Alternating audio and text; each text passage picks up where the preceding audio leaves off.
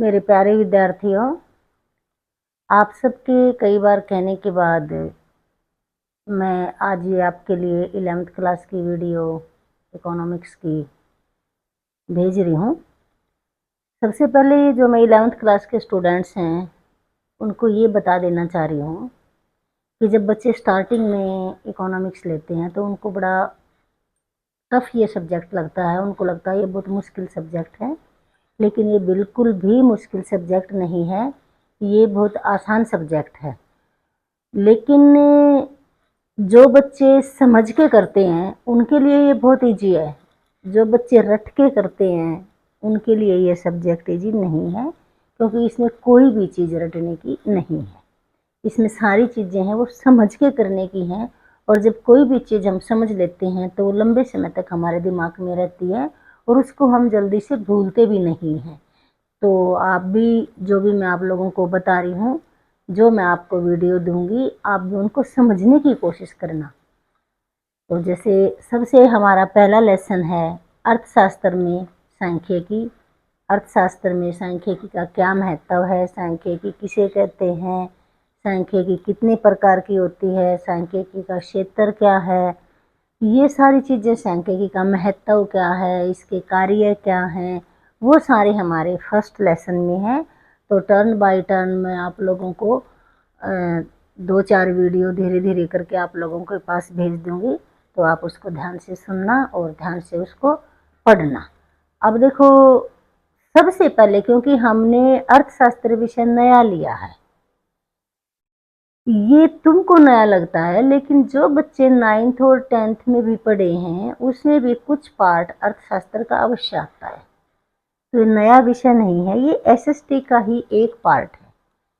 लेकिन क्योंकि अब हम 11th में पहुंच चुके हैं और ये एक अलग विषय के रूप में हमारे सामने आया है, तो सबसे पहले हमें ये पता होना चाहिए कि अर्थशास्त्र किसे कहते हैं।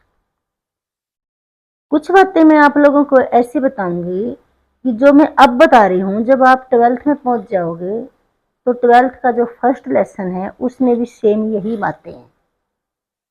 तो अगर आप 12th की मेरी वीडियो, फर्स्ट लेसन की वीडियो और फर्स्ट वीडियो अगर आप देख लोगे तो उसमें भी आप कुछ समझ लोगे कि वो भी 11th में ही था। जैसे हमारे 11th में सबसे पहले है कि अर्थशास्त्र किसे कहते हैं, आर्थिक क्रियाएं क्या हैं, अनार्थिक क्रियाएं क्या हैं, सामाजिक धार्मिक क्रियाएं क्या हैं, आर्थिक समस्या क्या है, दुर्लभता की समस्या क्या है, ये सभी बातें जो मैंने बोली हैं अभी, ये सभी चीज़ें हमारी 12th में के फर्स्ट लेसन में भी हैं। और 11th के फर्स्ट लेसन में स्टैटिक्स, सांख्यिकी के पढ़ने से थोड़ा सा पहले हमारे 2 पेज अर्थशास्त्र के ही हैं। तो सबसे पहले हम सबको पता होना चाहिए कि अर्थशास्त्र का जनक कौन है, किसने अर्थशास्त्र को बनाया है। आगे चल के तो आपको अर्थशास्त्र के कई भाग, माइक्रो मैक्रो, कई प्रकार की बातें 12th में आप सीखोगे, लेकिन इसमें सबसे पहले हमें पता होना चाहिए कि अर्थशास्त्र का जनक कौन है, किसने अर्थशास्त्र को बनाया। प्रोफेसर एडम स्मिथ ने अर्थशास्त्र को बनाया। तो अर्थशास्त्र का जनक, अर्थशास्त्र का पिता प्रोफेसर एडम स्मिथ। क्या है? Professor Adam Smith. मैं हिंदी में लिख रही हूँ इसको। प्रोफेसर जो एडम स्मिथ है वो अर्थशास्त्र का जनक है।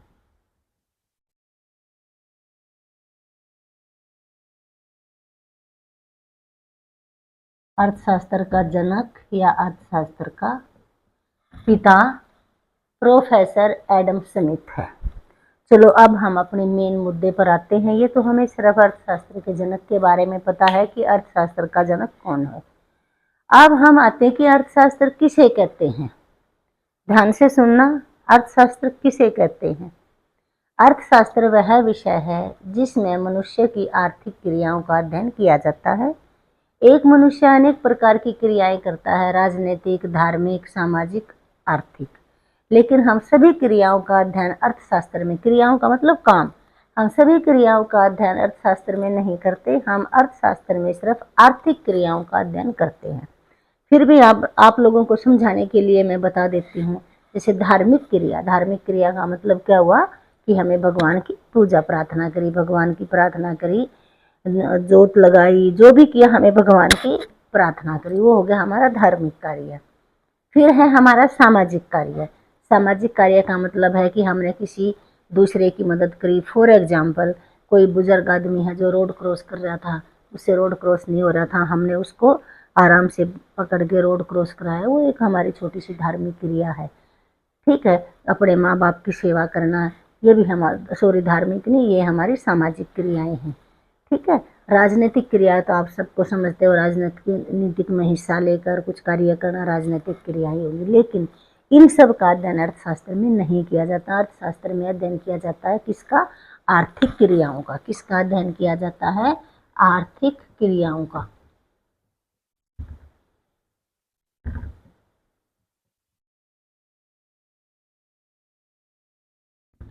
आर्थिक क्रियाओं का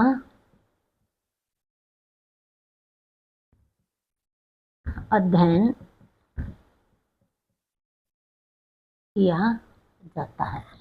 इसमें अर्थशास्त्र में, ये अर्थशास्त्र की परिभाषा है। अगर मैं कहूँ कि अर्थशास्त्र किसे कहते हैं तो आप ये इसकी परिभाषा है। किसकी परिभाषा है? या अर्थशास्त्र की। अर्थशास्त्र की ये परिभाषा है कि इसमें मनुष्य की आर्थिक क्रियाओं का अध्ययन किया जाता है। अब आपको पता होना चाहिए कि आर्थिक क्रिया क्या होती है। वे सभी प्रकार के कार्य, वे सभी प्रकार के काम जिसको करने से मनुष्य को आय प्राप्त होती है, वो आर्थिक क्रिया कहलाती है। फॉर एग्जाम्पल, एक अध्यापक का कक्षा में पढ़ाना आर्थिक क्रिया है, क्योंकि उसके बदले में उसको पैसे प्राप्त होंगे। एक डॉक्टर का मरीजों की देखभाल करना आर्थिक क्रिया है, क्योंकि उसके बदले में उसे फीस मिलेगी, पैसे मिलेंगे। तो जिस काम के बदले में हमें पैसे प्राप्त होते हैं, वो क्रिया हमारी आर्थिक क्रिया कहलाती है। अब अनार्थिक क्रिया कैसी कौन सी है? जिसके बदले में हमें पैसे प्राप्त नहीं होते। जिस प्रकार एक अध्यापक अगर घर में जाके अपने बच्चे को पढ़ाता है, अपने खुद के बच्चे को पढ़ाता है, तो उसको उसके बदले में कुछ भी प्राप्त नहीं होता, तो वह आर्थिक क्रिया नहीं है। कौन सी क्रिया हुई? अनआर्थिक क्रिया या गैर आर्थिक क्रिया।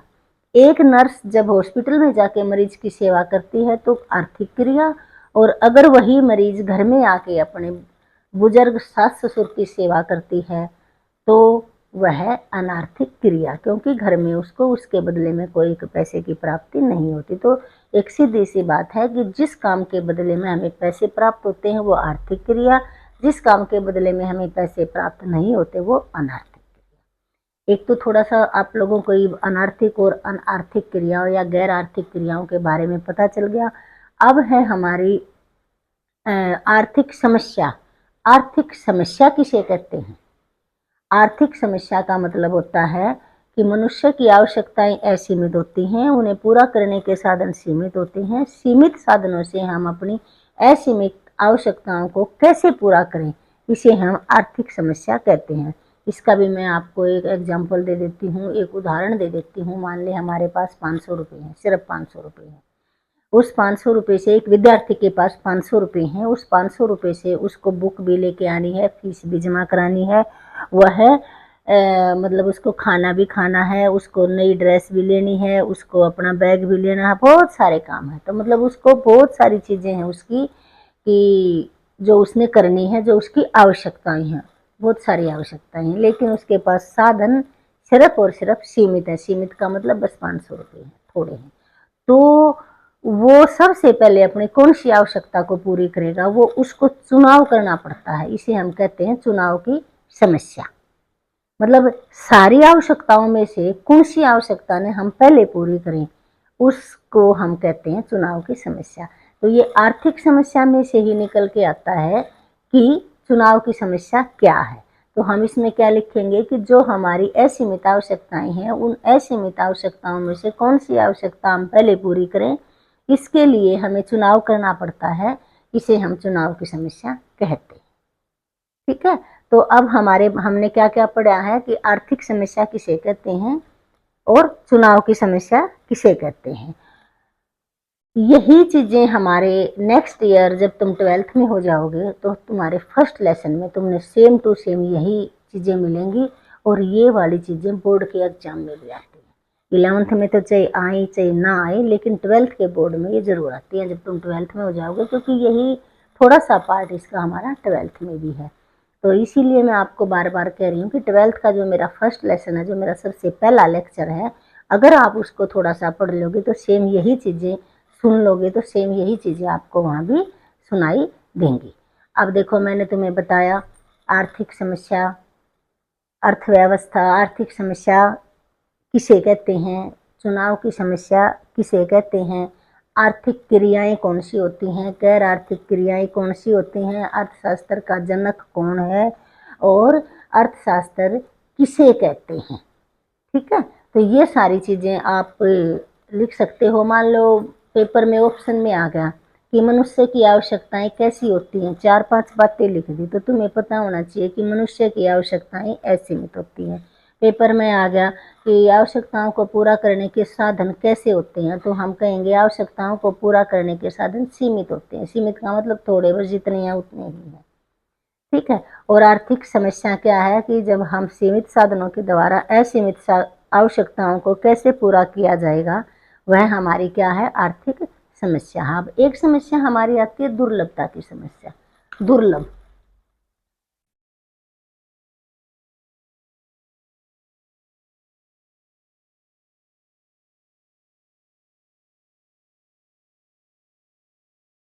ये हमारी दुर्लभता की समस्या।